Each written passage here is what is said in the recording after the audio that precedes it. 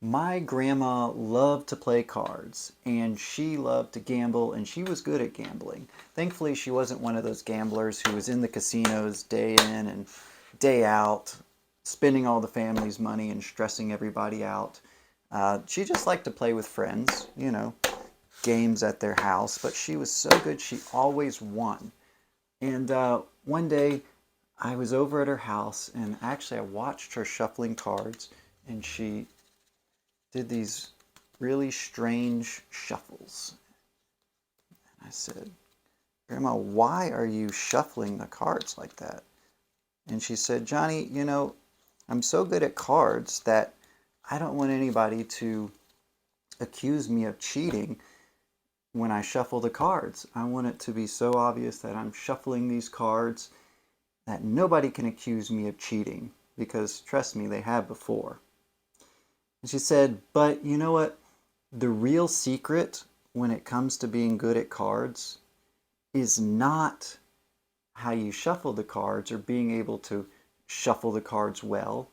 The secret is actually in having an intuition. That is, having an intuition about cards. She said that's where the real secret is. Most people completely fail to realize that. And she said, Johnny, let me show you, okay? Let's take this deck of cards that we've shuffled, and you could shuffle this as much as you wanted. It doesn't matter. Statistically speaking, you've never seen this order of cards in all of history, and we're never going to see this order of cards in all of history again. That's pretty amazing. But what's even more amazing is having an intuition about cards. Let me show you. Why don't you put this box of cards in your pocket and cover them up so I cannot see them, because I don't even have to look at them.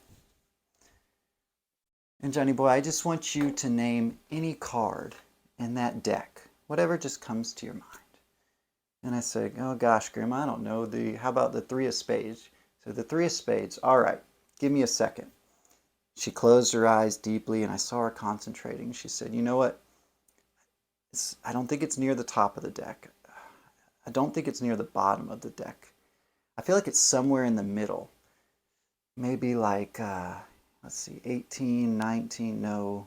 23, no. 22. You know what, Johnny? I have a strong feeling about 21. 21 is just coming to my mind. That's what my intuition's telling me. You know what? Let's take that box of cards out of your pocket, and you take them out, and you open them up, Johnny, and just count down to the 21st card. And I did. I took the cards out, and I said 1, 2, 3, 4, 5, 6, 7, 8, 9, 10, 11, 12, 13, 14, 15, 16, 17, 18, 19, 20, 21. And the spectator can count down to the 21st card.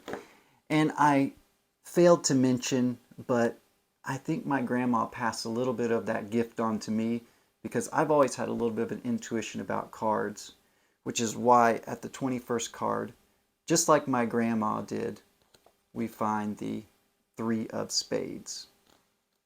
And guys, let's learn this trick now. Alright guys, I hope you liked that.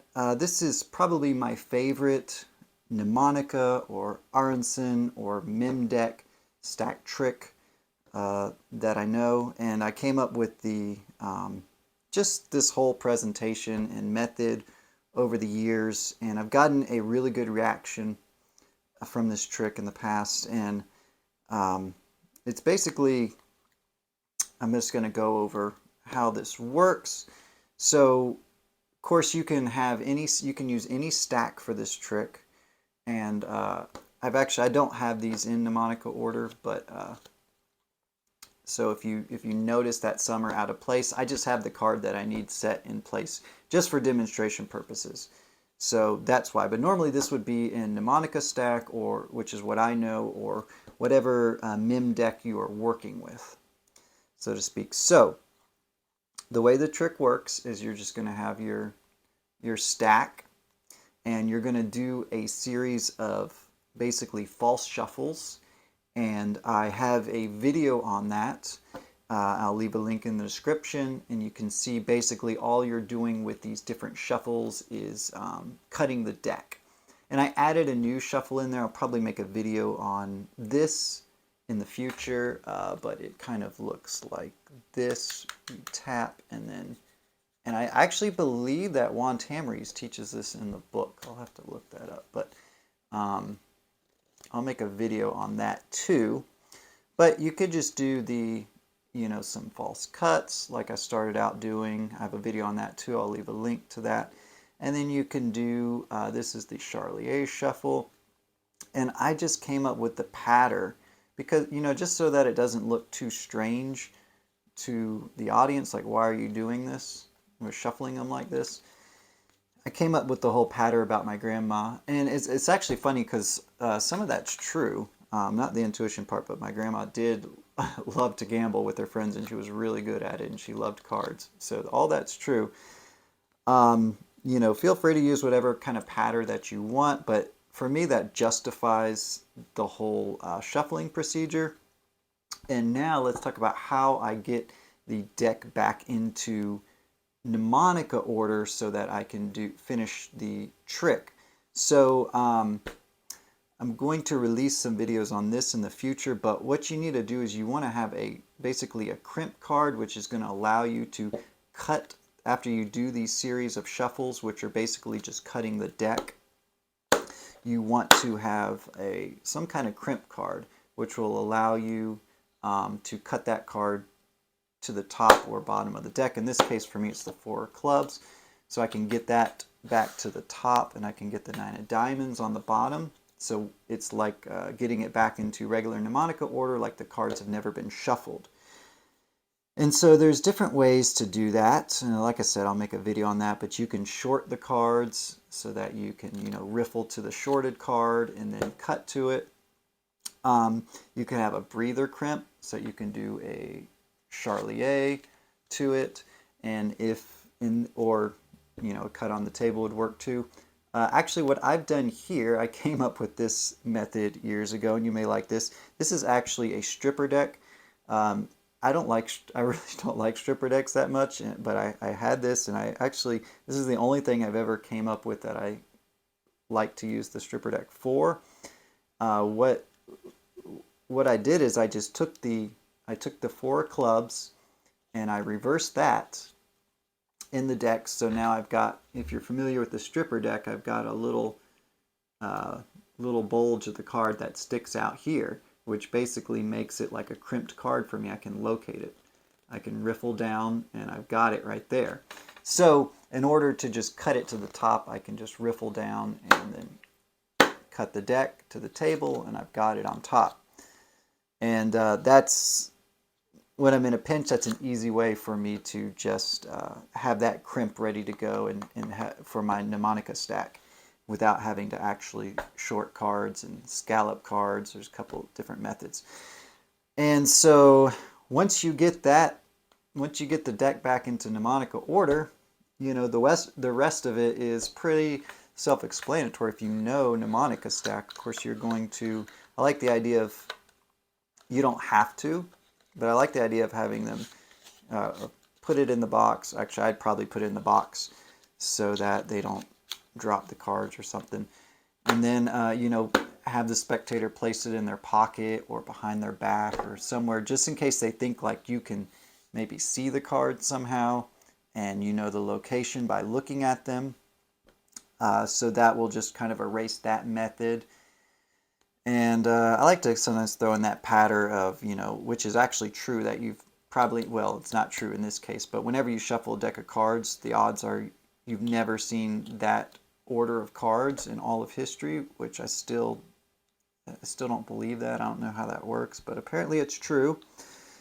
And, so just run, so that kind of gives, that kind of presents that illusion in their mind that this is a completely shuffled deck, and especially after doing that procedure where it looks like you couldn't really manipulate the cards or do any kind of false shuffles. And so at that point, it's just all presentation. Just have them name a card, and they can legitimately name any card in the deck.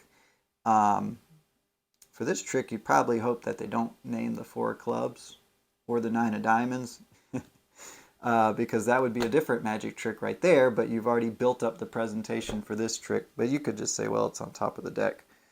May not be as eventful, or you could just take the deck out and do some kind of top card reveal at that case and try to change your pattern.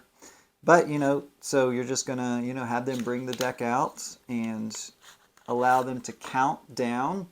And here's a little bit of a tip. If you do it face up, the reason I didn't deal them face up in the presentation is because I didn't actually have these in Mnemonica stack. But if you did, well, it doesn't matter. You can deal the cards face up, and that kind of shows that, we'll have them deal face up. That kind of shows that each card is different, for one thing, and it looks like kind of a random order, especially if you're in Mnemonica stack. This isn't Mnemonica stack, but if it was, it would look very random still. And the benefit of doing that is that once you get to that final card, if you just place the stack, there it is, if you just place the stack back on top like this, you're reset and ready to go. So it actually keeps the Mnemonica stack order if you do it that way. So guys, hope you like this trick, and let me know. Leave a thumbs up and a comment, and check out, I've got a playlist I'll leave up on the screen for other card tricks and Mnemonica tricks and magic tricks. So check all those out, and remember to subscribe. And guys, thanks for watching.